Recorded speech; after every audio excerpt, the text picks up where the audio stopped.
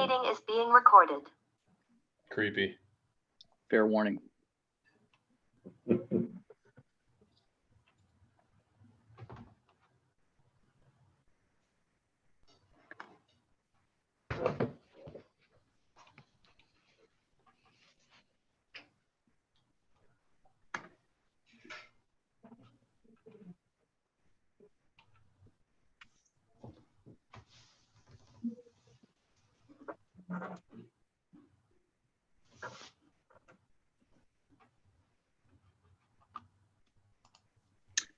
And for those of you who just joined us, we're going to wait just a couple of minutes to let folks, some of the stragglers trickle in here.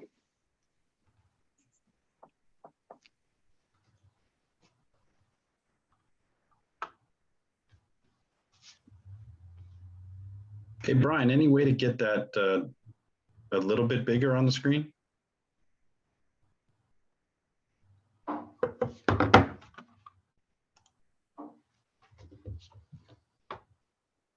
Much better. Yeah. Is that better? Yeah. Okay.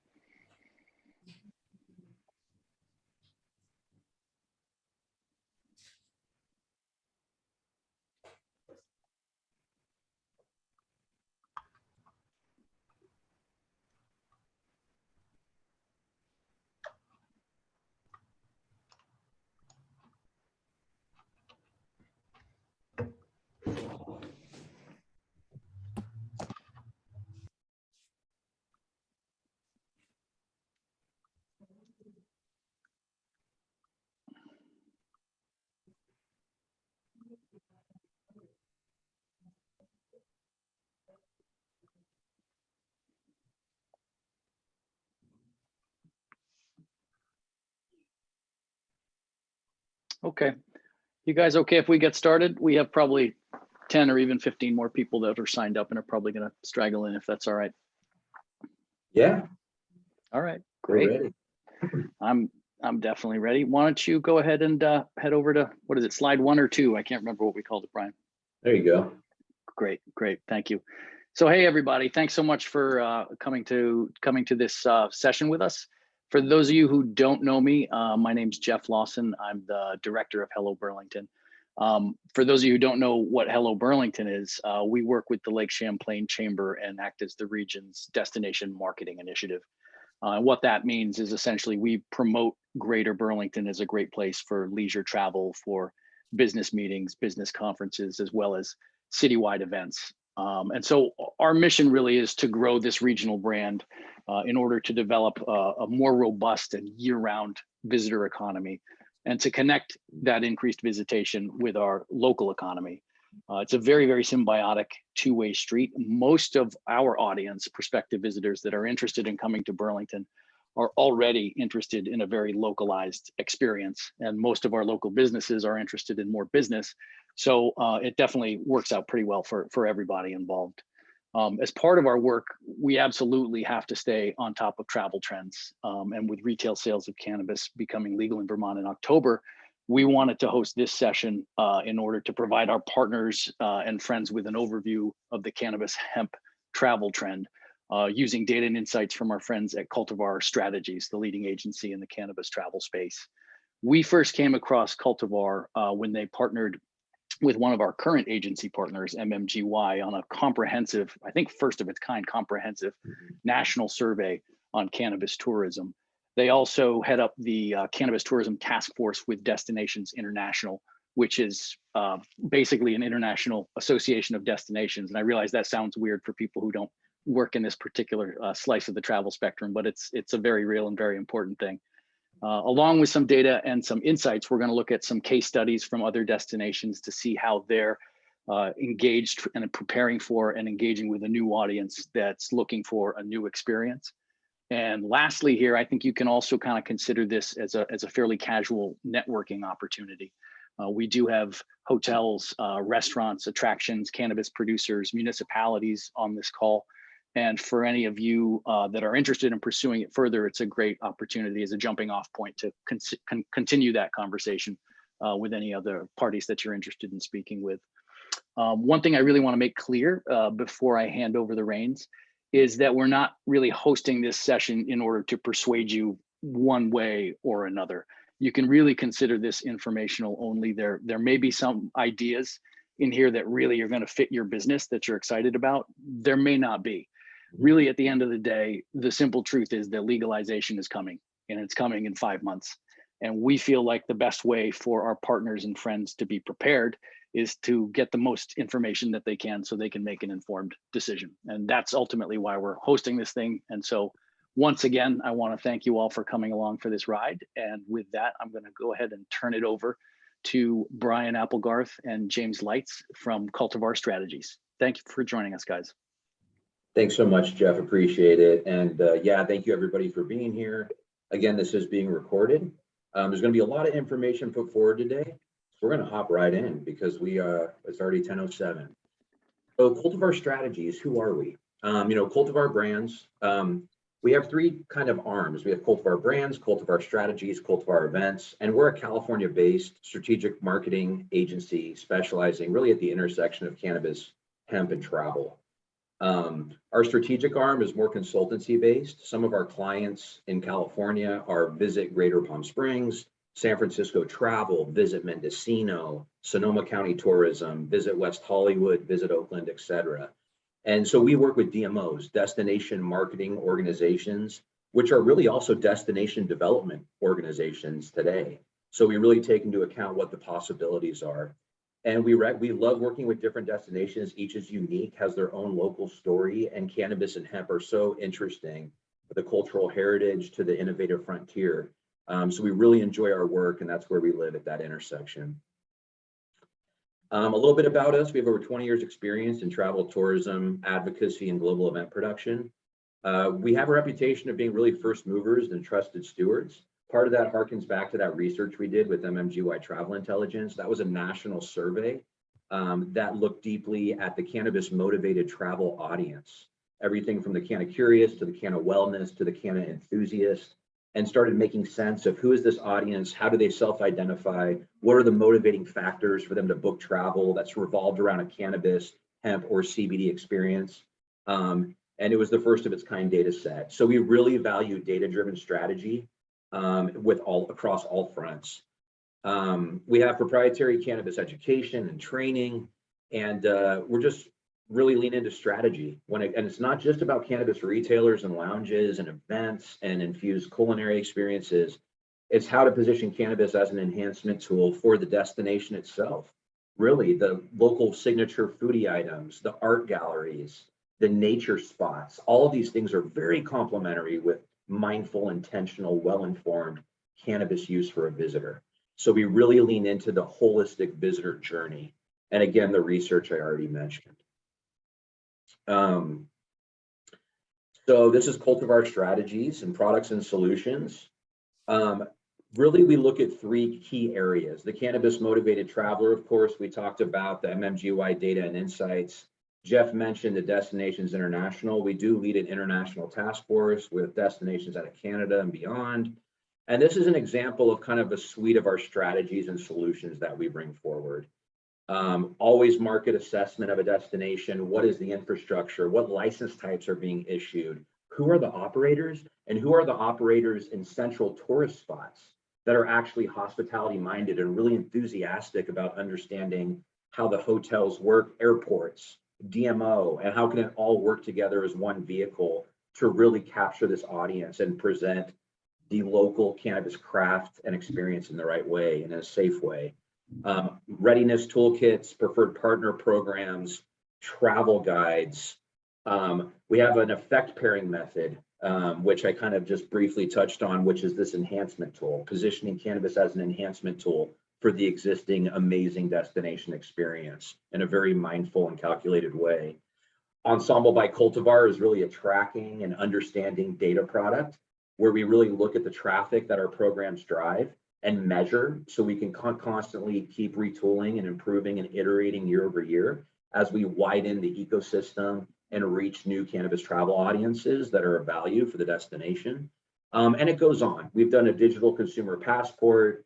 Again, we really value data. So we really, as we unlock our programs, the goal is to understand from a data perspective, who is this audience? And once they're in market, how are they being attracted and what is their activity and what is the spend that they're bringing to the destination as well? Not just in retail shops and lounges, but when they have a growling tummy after using cannabis and they go to a restaurant, what does that mean? So really starting to understand this travel audience in that kind of deep way. And I'm going to pass this one off to James Lights to pick it up from here. Yeah, thanks, Brian. So we have a plan. We have a process that we go through, and Brian hammered on it. It starts over here with data, audience profile, insights, education. We dive then into the market and we discover what's going on with the DMO brand. What are the key pillars? What are some of the current initiatives, themes? What are the residents saying? What's your voice? What insights can we derive from that market discovery? And moving into the two stakeholder groups that we need to spin up. Look, we got our travel stakeholders, and we need to educate those stakeholders on the cannabis and hemp travel trend and audience. What does this mean to them? What does the incremental revenue mean to them? What are some of the do's and don'ts? What does risk mitigation look like for hotels, restaurants, local businesses, and attractions? Getting them kind of up to speed. Then bringing in the cannabis industry in the marketplace, the dispensaries, the lounges, the brands, the pioneers, the tour companies. How do they become hospitality minded? How can they be part of that travel ecosystem? All that information, all that market research and assessment rolling through the key themes of a region. Craft and culture, nature and adventure, events and entertainment, culinary and beverage. That's kind of how we feel about Burlington, for instance. And then what are the tactics we use? How do we educate, prepare, create partnerships, curation, enhancement, and localize to then create the programs? Informed, smart cannabis travel initiatives that we then market the heck out of and promote and publicize and measure, and all that comes back around again, and we do it again. So that's how we do it. Next slide. And today, real quick, the agenda is going to be, we're going to talk about, Brian's going to take you through the data of the intersection of cannabis and travel, and then some audience insights. We're going to give you a little bit of a snapshot of what we discovered about cannabis in Vermont, a little bit about Hello Burlington. Then we're going to go into some case studies, both from a DMO level and also hotel and resort integrations. And then what's next?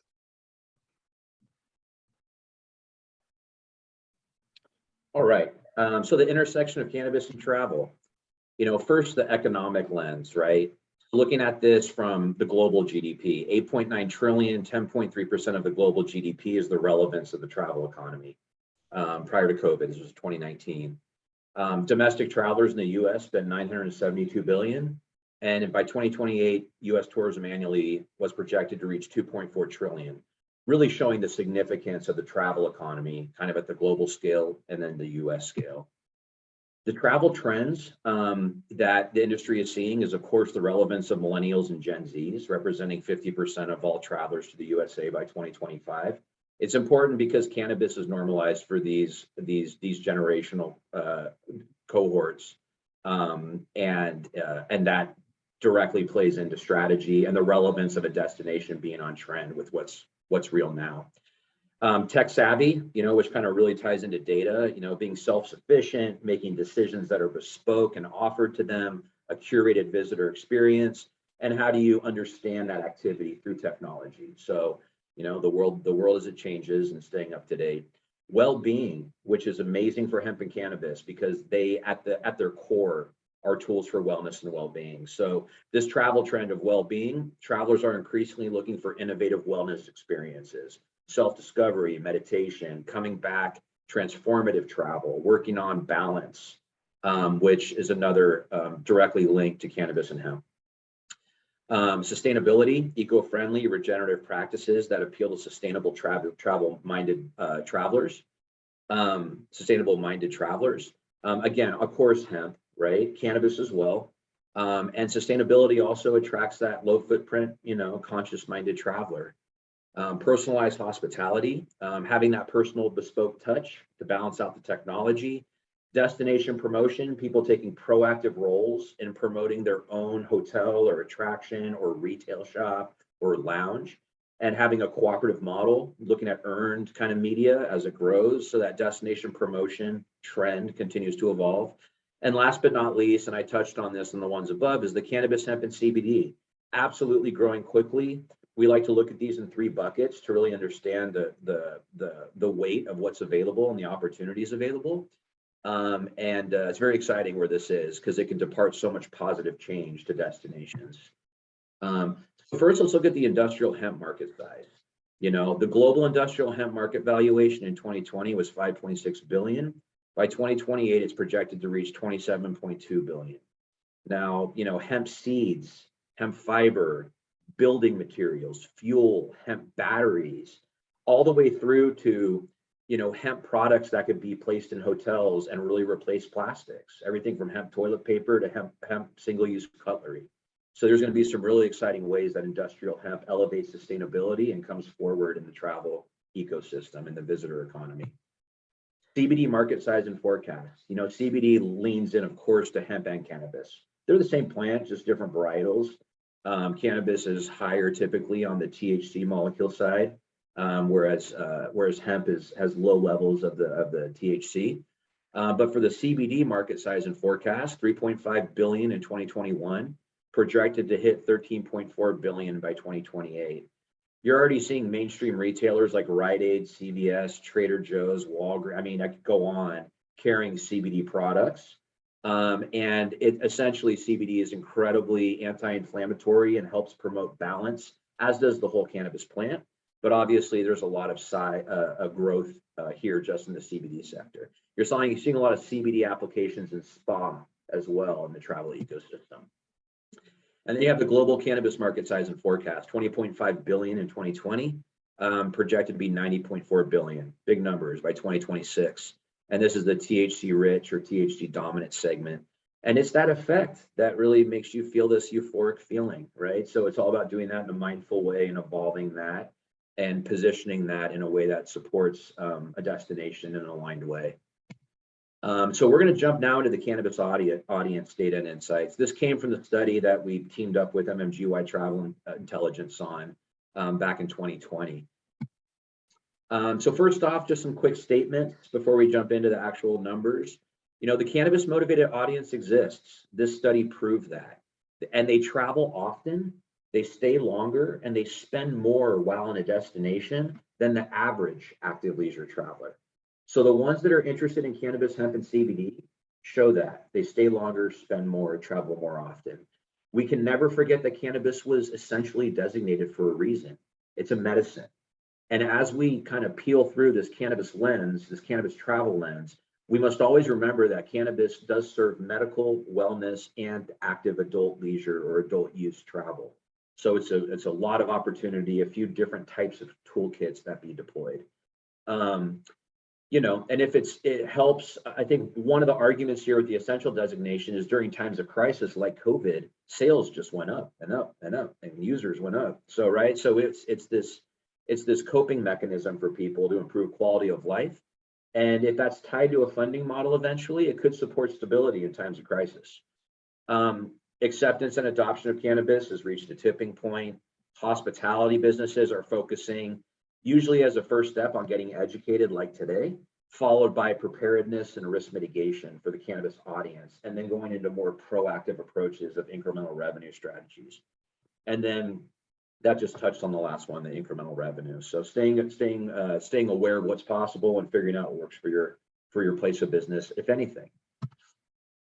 The cannabis travel, we really kind of break it down for this presentation into 3 archetypes. You have the wellness, the curious, the connoisseur. This gives you a little bit of kind of context around what that means and the intersection of it all. The cultural appreciation, curiosity, adventure, pleasure seekers, culinary. All right, so the cannabis motivated travel audience. These are some things we looked at: behaviors, interests and activities, demographics, media habits, consumer segmentation, and trends. what did we find? We found that 18% of all adults were interested in a cannabis experience. All adults and all adult Americans, 18%. This was the beginning of 2020, prior to COVID. I would argue it's probably gone up. That means 29% of all active leisure travelers in the active leisure travel audience, 29% of them are motivated by cannabis experiences, CBD experiences, hemp experiences. What we learned is they travel more often. They're more active than the leisure traveler. You can see the cannabis prospects take 3.5 trips per year versus the average active leisure traveler, which is 2.9. You know, cannabis motivated travelers are interested in visiting the below states. And again, this was early 2020. You'll see Vermont was there, and that was a while ago. So that shows that you already had a captive audience. Now that's probably grown. So what does that mean moving forward as things roll out and evolve in Vermont? Visiting a cannabis shop is a primary interest of these travelers, followed by trying a CBD or THC edible. So visiting a cannabis dispensary, just visiting a cannabis shop in itself was an attraction, right? A surprise and delight experience that people were looking forward to doing in adult use legal destinations. Trying a CBD or a THC infused edible, as well as a beverage following that. And then of course we have that spa treatment, that health and wellness comes up again. You know, cannabis, soaking, bath bombs, face masks, CBD massages. It goes on and on and on because there's so many therapeutic properties within the cannabis plant that this intersection of cannabis and spa is really fascinating. And again, all non-inhalation, just like the two above it. And then the fifth one's fascinating because just knowing that you're sitting in a cannabis lounge and you're free to sit and smoke a joint or drink a beverage without fear of being in the wrong place is a top experience, which I think shows how interesting this travel trend is right now and how early it is in some ways. And I also want to point out that the bottom one is travel around in a cannabis party bus, only 12%. So kind of this stigma that rides along with this reefer madness prohibition era, it's evolving really quickly. And I'd also like to point out the appetite of partaking in different varietals of cannabis, which came in at about 7 or 8, right in the middle there, 25%. And I bring this up because local terroir, local craft cultivation, local brands, all the storylines and narrative that support that, the collaborations with other industries that are signatures of those destinations with cannabis infused in. These are all very important, right, to travel and creating that storyline and that cannabis experience. Being in California and being in Northern California, just south of the Emerald Triangle, you know, that the cannabis appellations of California are in development. They're rolling out next year. That regenerative craft, that curing, that harvest. And I've no doubt Vermont is just rich with those kind of cultivators and those kind of community members in cannabis. So really making sure that you nurture those assets in the right way for your destination is vital, and support their success. So the cannabis motivated travelers are more likely to self-describe as foodies than the active leisure traveler, the average active leisure traveler. Cannabis active leisure travelers skew higher as foodies. They skew higher as beach bums, right? They skew higher as outdoor adventurers, wine enthusiasts, craft beer lovers. These are people who enjoy to indulge a little bit. So this is a really important slide to understand. The portrait travelers column that you see on the far right, that's the average active leisure traveler, which is a very highly sought after audience for destinations because of the way they travel and spend. And the cannabis prospects within that, you see, these are foodies, these are wine enthusiasts, right, to a higher degree. And they love nature, which is not surprising. This slide really just makes the case that they're already moving about. They're already moving about, whether it's a dry county, wet county model where they're driving across state lines to get something and coming back, or driving to a different municipality to access a dispensary and come back. This is an audience that's already moving about, that's waiting to be reached. So understanding which archetype is your kind of bullseye and creating a strategy around that builds and dovetails into the greater destination and brand. You know, they're moving about, they're ready. And now we're going to go into Vermont, and I'm going to hand this off to James. Thanks, Brian. In advance of this study session, we sent out, thank you, Jeff, a survey to see what you guys thought, and kind of test the waters, and kind of felt like creating a baseline. And we have some takeaways. And it's not surprising that 75 to 85% of you guys thought that education and a coordinated strategy around the cannabis travel trend was important for the region. It's interesting, though, that 70 to 75% of you thought that cannabis is culturally significant already for the region, and it can be a vital economic driver. 65% agree that the Burlington residents will be welcoming to the cannabis traveler. 90% agree that nature experiences and outdoor recreation are key themes of a Hello Burlington cannabis travel program. Those are some pretty high marks. This is not surprising that 10% of the sample just disagreed across the board. And we see that. And some people aren't going to change their perception, and that's okay. But 10% basically said, not interested. Common shared, the comment section, is a desire to be more sophisticated in the cannabis brand messaging to uphold the reputation of the region. Let's get rid of the stigma. Let's demystify the plant. Let's be sophisticated and true to ourselves in the region. We thought that was very interesting and very appropriate. And there is a concern around the negative perception of cannabis, public intoxication, and limited long-term growth of cannabis tourism. How long will it last? So that's what you told us. Now we're going to facilitate a post-survey with maybe some similar questions to see if we moved the needle one way or another. So that'll be something we'll be sending to you in the next week or so. So what we did is we just did a really quick look at cannabis in Vermont. And a lot of you guys probably already know this, but it just can't hurt to just reinforce it real quick, just so you know. In 2018, Vermont was the first state to legalize adult use cannabis through your legislature. In October of 2020, Vermont passed the Tax and Regulate Bill, and then a 3-member Vermont Cannabis Control Board was appointed in March of 2021 and has written your regulations. Applications for small cultivators, testing laboratories, and integrated licenses opened up on April 1st of that year. Currently, adults aged 21 plus can possess up to 1 ounce of cannabis, as well as 2 mature or 4 immature plants for medical or adult recreational use. There are only 5 medical dispensaries currently in operation in the state.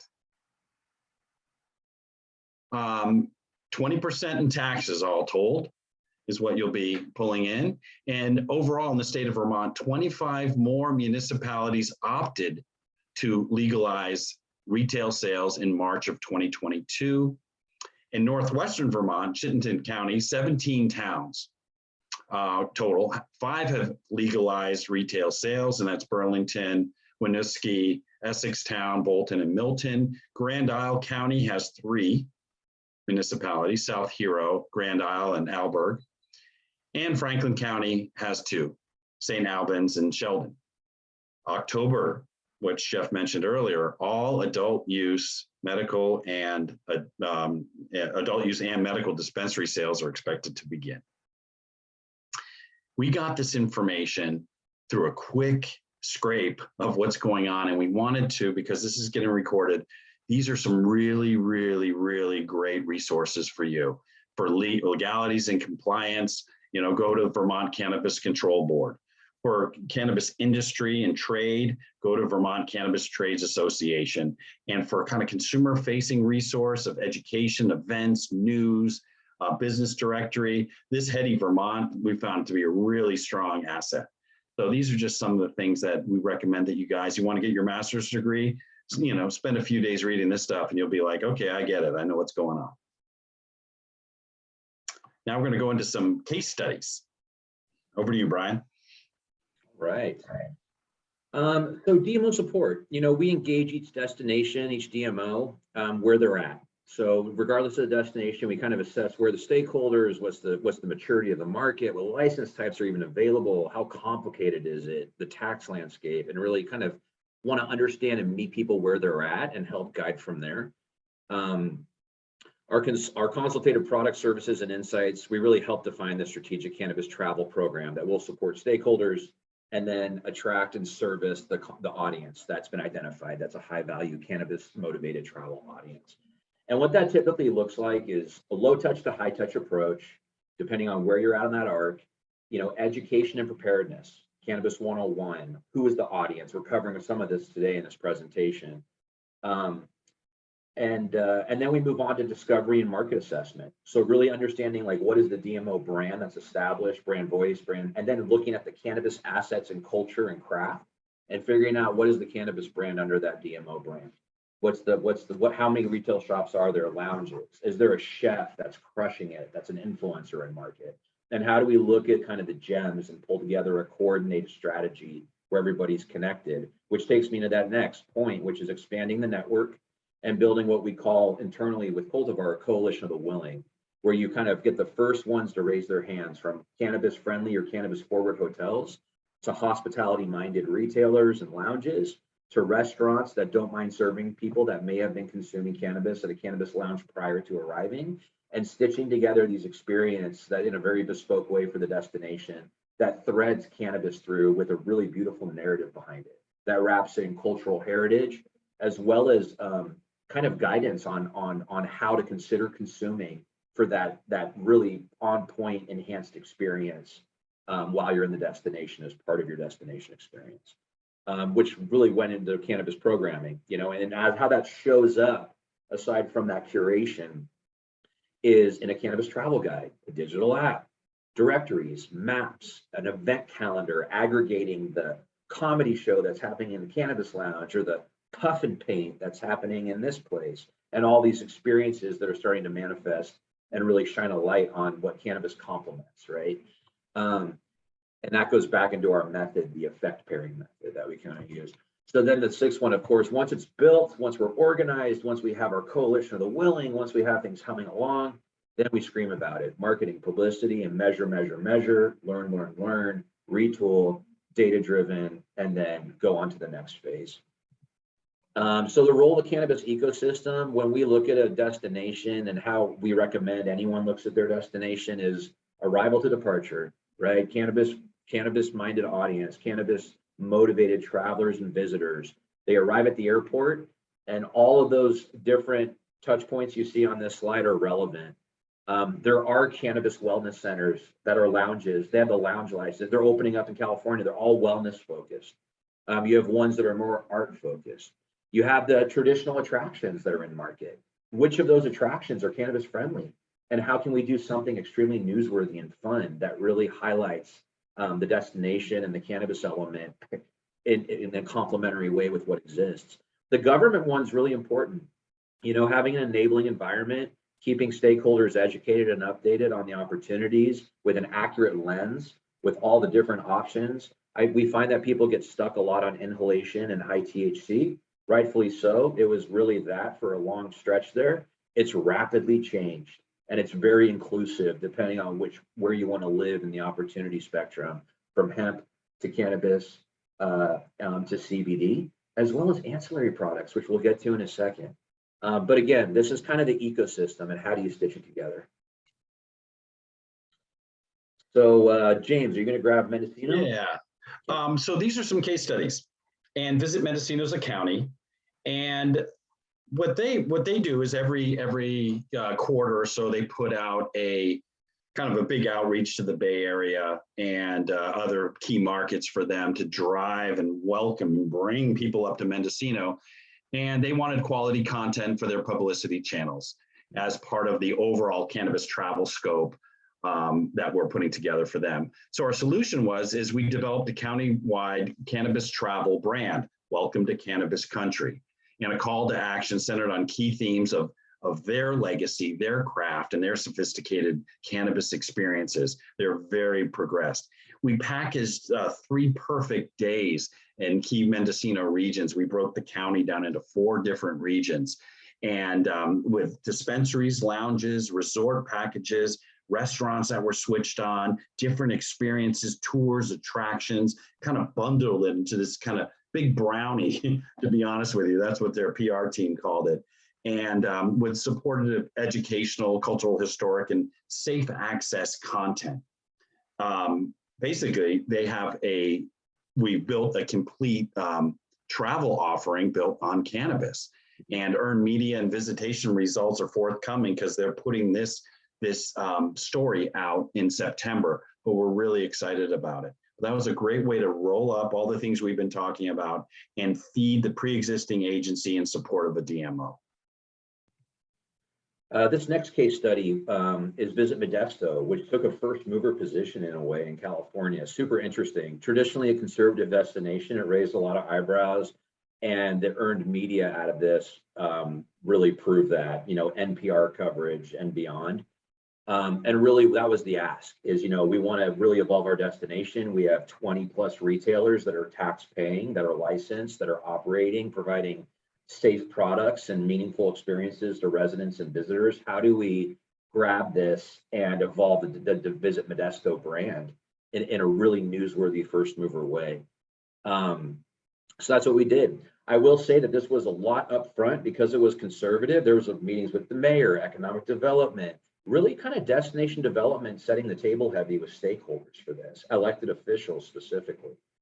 Which we find is not uncommon with what we do these days when we work with destinations. What that evolved into in the more consumer facing side is the Cannabis, the Motown Cannabis, right? Original logo. This is now morphed into what they call an MFT, right? So we have this being an adopted symbol in a digital way where they can travel about, show this for prizes and discounts, and of course, tracking the whole way and building a database of these. This was also really excited. It's kind of historic. This was nominated as a finalist for the Visit California Poppy Awards last year. We did not win, but we were thrilled that we were in the top 3 with this cannabis themed, product that was a first of its kind in the state. Sonoma County Tourism, they want an informed strategy.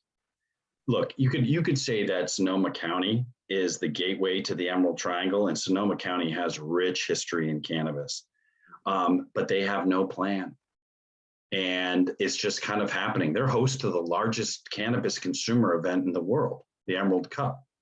It's unbelievable. They have no plan. So they've asked us to put together a strategy and a plan so that they could add it to their broader strategic plan for their board. So we created, or are in the process of creating, the Cannabis Travel Task Force, hand-selected travel, business, and cannabis community leaders. Again, it's that coalition of the willing, and it's the smart people. And we, we're establishing the vision, the mission, the data resource, and a roadmap to guide our task force membership. And we will be authoring a comprehensive SWOT analysis and a roadmap for them. And the results will be a deeper understanding of the cannabis landscape in Sonoma County, what mature assets they have, and latent opportunities that they can cultivate, and a clear and viable next steps for the incorporation of cannabis and hemp into the strategic marketing toolkit for Sonoma County tourism. Visit Oakland. So Visit Oakland, the ask was really infrastructure, product development, right? Like assessing and building the Oakland Cannabis Trail. So that's what we created, the Oakland Cannabis Trail. You'll see the logo there. This is going live on May 19th. And it's really a DIY journey of lounges, dispensaries. We're very big on cultural heritage and storytelling. So unearthing, there's a lot of rich history there, from social equity moves that manifested in industry, where the roots of that whole program is war on drugs, BIPOC communities being, targeted, and that whole story leading to these equity programs of today. So what we do is we built this cannabis trail, very much look at the dispensaries of today, look at the restaurants and the attractions close to these dispensaries, where you can visit after the dispensary. And there's a lot of cultural heritage built into this as well, specifically 3 stops, 2 of which have cultural landmarks along the cannabis trail. which was one of the photos earlier on this deck, if you want to scroll back or rewatch this later. So the results of this is cannabis is now part of their marketing toolkit. They have a product. They have a first mover status in launching kind of their own dedicated trail positioning, whereas the Motown Cannabis was more like bounce around. This is more of a trail that you can kind of pick and choose. So it's positioned differently and they're creating an illustrated map. And then the goal, again, is increased visitation, spread spend throughout the market, which we fully expect once this goes live. So our work here with Visit Oakland. We represent Visit Greater Palm Springs, which is 9 cities down in the Coachella Valley. A very powerful DMO in California and the country, frankly. And one of those cities is Desert Hot Springs. And Desert Hot Springs mayor says, I want a bespoke cannabis event. I want to celebrate Desert Hot Springs as an innovator in cannabis business. They were the first indoor grow in California, or indoor, licensed indoor cultivator on a massive scale. They also have a business climate with special ordinances, and there's nothing like it in the world, and tax breaks to attract developers and other developers for their resorts and the other cannabis businesses that are incentivizing them to come to their area, and they're revitalizing this desert town, guys. They have, they've known for their hot springs and their wellness and so on, but they're using cannabis to revitalize that. So we've created Made in Desert Hot Springs, or Made in DHS, which is an immersive B2B and consumer events platform that will introduce Desert Hot Springs' innovative and business-friendly climate with world-class travel and hospitality assets and their vibrant cannabis industry to developers and consumers. And it's a 2-day experience with featured talks, tours about town, hospitality for potential investors and developers, as well as a consumer festival that will showcase DHS. And we're very excited. It's coming October 2022. And then the last DMO case study quickly is Evergreen, San Francisco. So, you may have seen some press around this. It got quite a bit of earned media coverage, but it was basically a coalition of what existed in market, getting quick hits, right? So that was the ask. Identify cannabis heritage, pioneer stories, businesses, events, and amplify through media and publicity channels. So our solutions for that was we partnered with SF government leaders, the existing businesses, associations, and organizations. So everything from the Chamber of Commerce, Fisherman's Wharf, et cetera, the Cannabis Retailers Alliance, the Equity Cannabis Organization. And it was a coming together of all these groups to really aggregate what exists and get a brand behind it and launch. And it was the first step to something that's going to really evolve year over year. We got lots of publicity as far as the results, massive publicity. It really positioned SF Travel as an organization that's ready to grow with SF Evergreen SF, and started creating a baseline directory of assets and potentially identify willing coalition, which we're starting to kind of move into that next phase now with SF Travel. And this next one is hotel and resort support. We wanted to include some case studies that really speak to hotels and resorts. We all know how relevant heads and beds is, and districts and funding and the importance of that. So we constantly are thinking about hotels and resorts as they are typically the key stakeholders in the region, right? When it comes to the visitor economy. So attract, cater to, entertain your guests with a spectrum of cannabis and hemp services, products, and experiences is how we approach it. Similar, not very, very different, but our process, again, education, preparedness, do's and don'ts, tips and tricks, Cannabis 101. Being an information hub, looking at your concierge and frontline staff as people that need to be keepers of information and be able to direct guests towards safe ways to access tested medicine, tested cannabis products, and where to consume it. Where do I get it? Where do I consume it? Those are 2 really important questions. If you're an adult use legal destination, visitors are going to want to know. Even if you're medical, I wouldn't be surprised if hotels are getting asked these questions. So how do you integrate products? And this gets a little bit deeper, not just partnerships outside and as an information source, but what does it look like for weddings, for group events, conferences on site? Are there hemp integrations? CBD infused hemp honeys, Are there ways to really speak and innovate to this in a really smart way for your destination? And how do you integrate products? And we'll get to that in a deeper way in a minute. Cannabis groups, programming and activations, I already kind of touched on.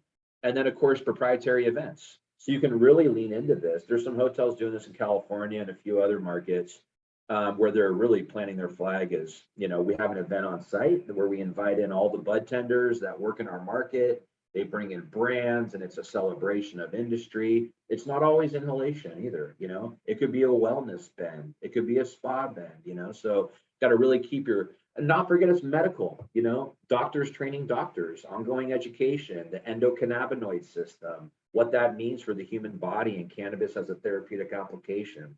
Lots of different opportunities to take a look at depending on where your appetite is as a destination. Okay, so hotels and resorts. 4 buckets here we wanted to touch on. One, so let's say a hotel has prepared their staff, trained them, they're ready to say tips and tricks, do's and don'ts, know where dispensaries they're partnered with, etc. Now in the hotel, you know, books in the lobby shop, postcards, ancillary, art. These kind of products are really easy inputs that have higher sell-through because it's pop culture trend today. So there's people that are curious about this. Sustainability already touched on with that single-use cutlery, straws, towels, bedding, toilet paper. How does hemp elevate sustainability and regeneration directly in hotels and resorts? And how can they embrace this? Hemp CBD products. This goes into single serving bundles for groups like, you know, hemp CBD tea, even sriracha, olive oils. These are all products that now exist in California. And there's brands that are starting to really roll out these single serving models in a really smart way. And we're doing some work there, helping connect the dots with groups and kind of unique offerings that differentiate what your destination offers to groups and conferences and packages there. And then of course, the partnerships for cannabis. Retailers, you know, there's a hotel we'll get to in a minute where we did a bespoke delivery, where the events that are happening, you know, the Emerald Cup that James mentioned in Sonoma County, that brings in $20 million in the month of December to Sonoma County over 3 days. Like significant economic impact being a cannabis event. So, and who are your signature local brands, you know, and how do you highlight those? So we pulled 3 different hotel case studies to share with you today. One is a hotel we worked with in the Russian River Valley called Mine and Farm. And the ask was to create cannabis integration points to differentiate them and position them as a leader of cannabis-friendly lodging. So we worked on website content. We talked about local terroir grown cultivars that are really bespoke, just like the Russian River is known for its Chardonnay. We're leaning into that kind of narrative through their website content of award-winning cannabis varietals and cultivars that are from the area and leaning into that sophisticated kind of wine model. Strategic partnerships, paired them up with a boutique cannabis shop that features a bunch of really craft sun-grown farms from the Emerald Triangle, which is just up the road from us. So that was part of that. And then of course, there was an on-site cannabis plant experience. So we actually got a plant on site. The owner, Bryce, had some experience with cannabis and hemp. So they actually serve they have a tray where they serve their guests pre-rolls now by a campfire. And this is $300, $400 a night hotel. So first mover publicity, unique high-end marketing and promotional partnerships. The next one's Redwood Riverwalk. They're in Humboldt County, right? Like Napa to wine or Sonoma to wine. And Humboldt County is known for cannabis. They're located right in the middle. Their ask was to be a hotel innovative leader in cannabis legacy country and generate additional room nights. We brought in local brand Kiss Canoe, which is also carried in Saks Fifth Avenue and Nordstrom's now. They have a hemp CBD line. So there's that little kind of orange pink looking bottle is Kiss Canoe. They're just up the road. They have a dispensary in Eureka, which is about 20 minutes north of Fortuna, where this is located. We also brought in Potley, right? Another foodie line that we work with. We have a preferred partner suite of vetted brands that Cultivar partners with, and these are 2 of them. But we really helped this hotel make sure they integrated a local brand. And then Humboldt Cannabis Tours, which is an amazing tour operator, comes from adventure recreation, very cannabis friendly. And he takes people to farms today, to cannabis nurseries with all kinds of plants and different cultivars. Super fascinating experience up in Humboldt today. And what did that result in? Increased room nights, increased incremental revenue, and future opportunities. Through the partnerships, he actually recently had kind of a cannabis forward event at his property that went really well. And we're now evolving that because there's a sommelier program in Humboldt, and he's now one of the preferred lodging partners of that, called the Gangier. Last but not least, and some of you might recognize this as property, it's the Farmhouse Inn. They're a luxury bed and breakfast in the Russian River, award-winning year after year. Rooms can get over $1,000 a night easy, depending on time of year. And the ask was a luxury hemp CBD product integration, customized non-inhalation, low-dose cannabis delivery service and menu. So we went in here, we brought in the delivery service ease and partnered with the local distro that was involved with that. And the solutions, will actually be finished on the delivery service. So the delivery service, we looked at kind of the issues that a lot of hotels have, right? Like inhalation, overconsumption of THC unexpectedly, which ruins some of the plans occasionally. And that's why these guardrails are needed for this. And the customer journey has to be tight. We created a menu that was 5 milligrams or less products, and it really featured non-inhalation products. So there was nothing smoking or vaping on there. It was all beverage, edible, topical driven. And what it did is it created a product and part of the guest experience that mitigated issues and made it more compelling and interesting on site and served the clientele, which is a luxury travel audience.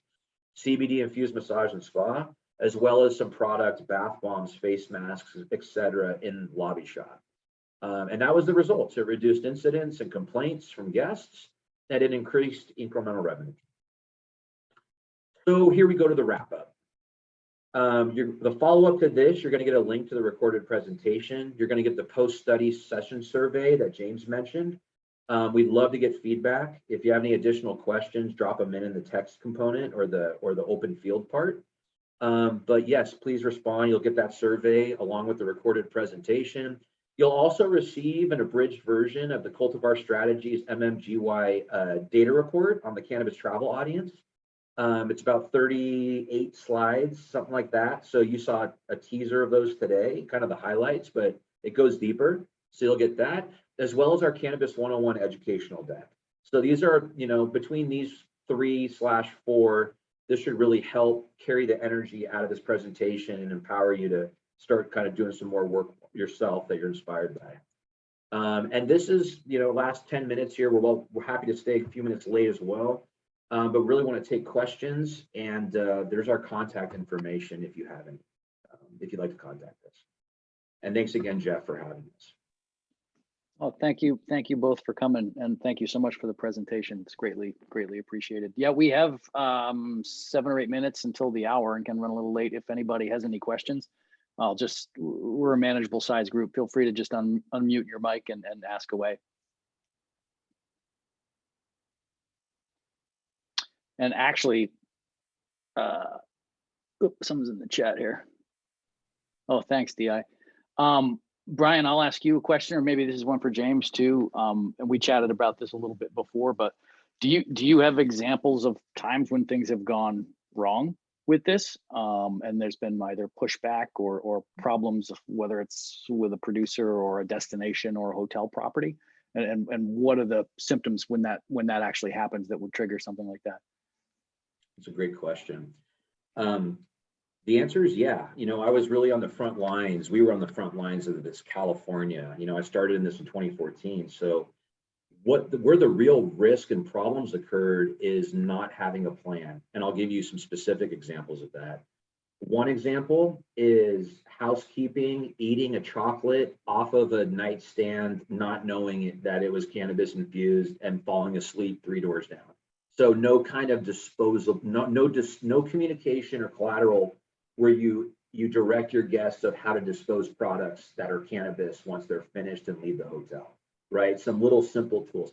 Another one is I was working with a pretty prestigious hotel in Southern California, and when I did the secret shopper marketing assessment of the property, the bellhop and valet, I said, hey, wait a minute, where can I get some cannabis around here? Just got to town. They recommended a delivery service that's notorious for having unlicensed, unregulated products and operators on there. which really goes back to VapeGate and kind of the issues of non-tested products. And what does it mean if your frontline staff is recommending this unknowingly and directing your guests toward a vape, experience where there might not be the cleanest product involved, but it's a recommendation of hotel staff? I would argue the risk is as exponential and unknown and easily avoidable with a very, very basic plan.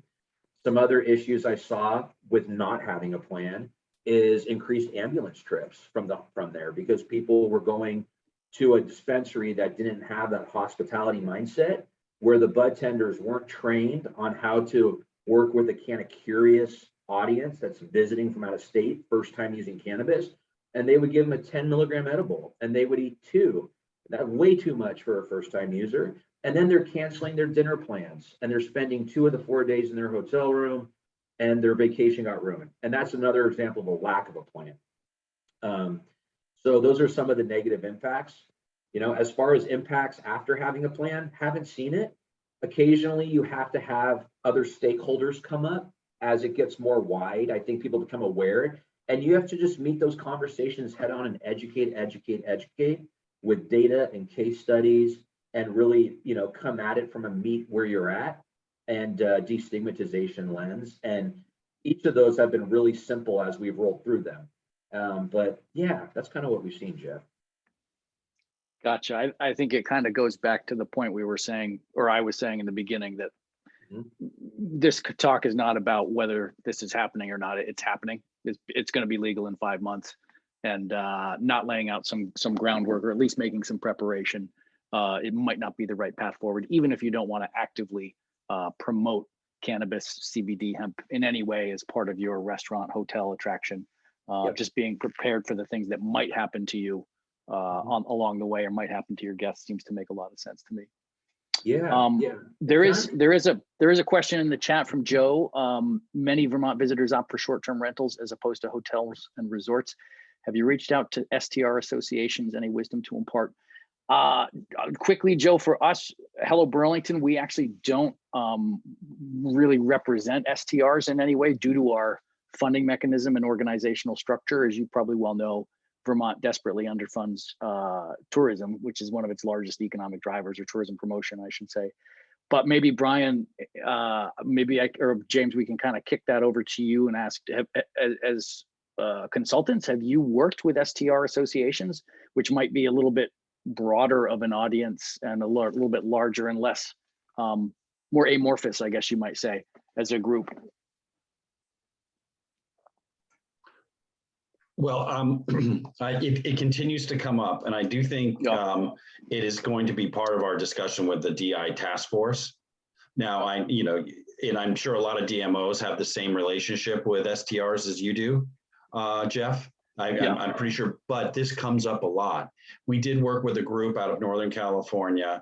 It was an aggregate, a pretty large aggregate of STRs, not Airbnb or VRBO, but it was another group who we talked about having a cannabis friendly designation put into, and we really wrestled with that complexity, and kind of ended up backing away from it, kind of looking for more detail, because it was such a highly, at the moment, very sensitive kind of recommendation to put that cannabis leaf, for instance, into the search tools, and so on. So, but no one's cracked the code on that yet. And Brian, please elaborate on that a bit more. Sure. Yeah. And a lot of the strategies too that we've deployed throughout hotels are applicable to STRs. I think also it's just, the mindset has more been resorts and hotels, but STRs do continue to come up. James, absolutely correct. So there's the symbol. Again, that goes back to inhalation being the issue, right? 9 times out of 10, it's inhalation is the big barrier. And so having something smart, non-inhalation driven, identifying if STRs are 1, cannabis friendly, 2, cannabis forward, inhalation friendly or not, or even having a clear dedicated spot out on the deck where you're just communicating clearly of what the expectation is.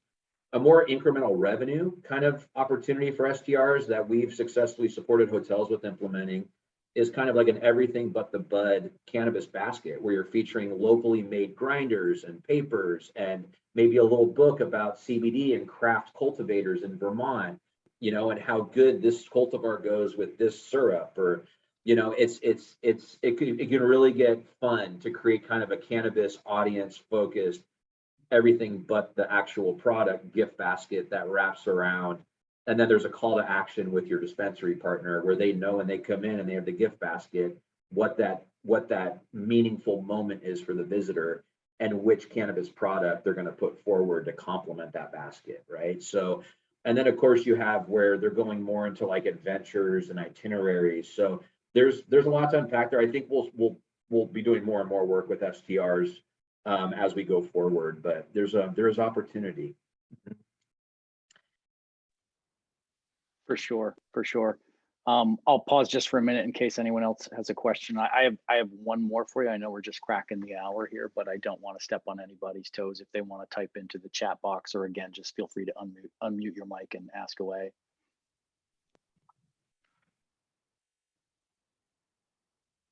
All right, here it is. I'm just curious. I know, you know, we've had a few conversations, the three of us, and you've done some Google research on Vermont, and that's been great. I'm just curious, in your opinion, when I look at this emerging trend and I look at what's going to be happening in 5 months, where retail sales will become legal, I feel like there's a very natural example in our craft brewing scene, where we've seen a tremendous amount of visitation over the last however long decade, if not two, with people traveling to Vermont to sample craft beers as part of their vacation, and Vermont beer sort of becoming a category unto its own. I'm just wondering, from your perspective as professionals in the field, if what other aspects of the Vermont visitor experience you feel might play really well into embracing cannabis tourism as we move forward.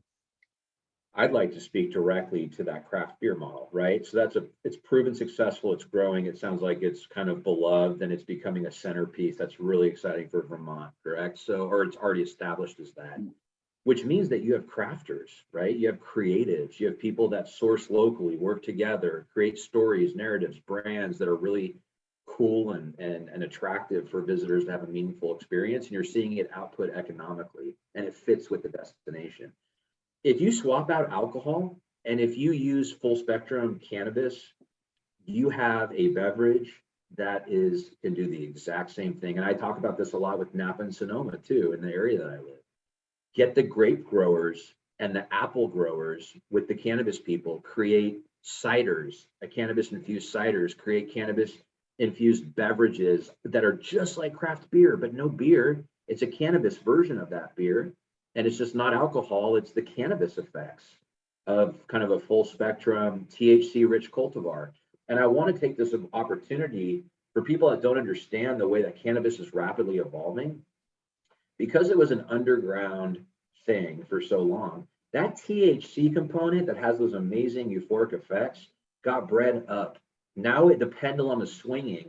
And just like beer, you have non-alcoholic all the way up to like double, triple IPAs that are heavy alcohol content, and everything in between from daytime to cannabis is now getting there, right? Like Lagunitas, those who know Lagunitas from NorCal, they have the highest selling cannabis beverage in California called Hi-Fi Hops. It's a craft beer brewer. So you have the mind trust to do this. Find the cannabis people that can partner and follow kind of the same roadmap with that craft cannabis beverage vibe, you know, and pull in, you know, and the beautiful part is it's not just grapes, right? Or you can pull in any kind of agricultural product, just like I talked to Sonoma about with their apples, and say, let's, you know, what is that Sonoma County, you know, geographic indicator made in Sonoma County cannabis cider, apple cider look like, and go from there. So that's kind of what comes up when you mention that, the craft beer scene and what's possible. Yep, that makes total sense to me. Well, I think we're about 5 minutes past here, and I think I can let you go. I don't see any other questions in the chat, but I want to thank everybody for hopping on to join us here, and I want to thank Brian and James from Cultivar for sharing these insights and case studies with us. As Brian mentioned in the presentation, we'll circle back, likely be tomorrow sometime, with a link to the webinar recording, as well as some documentation and a follow-up survey from Cultivar. So please look out for that. And everybody have a great rest of your day. Thanks again, Cultivar. Thank you, Jeff. Thanks, everybody. Take care. Thanks, Brian.